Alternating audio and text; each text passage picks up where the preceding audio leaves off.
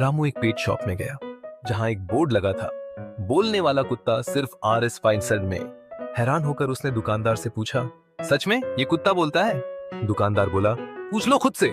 रामू ने कुत्ते से पूछा, तुम्हारी कहानी क्या है? कुत्ता उबासी लेते हुए बोला, मैं CID में था, दुनिया घूमी, बड़े बड़े रहस्य खोले, कई देशों को बचाया, फिर रिटायर हो गया। अब बस शांति से जीना चाहता हूँ। रामू दंग रह गया। उसने दुकानदार से पूछा, इतना अनोखा कुत्ता सिर्फ RS 500 में क्यों बेच रहे हो?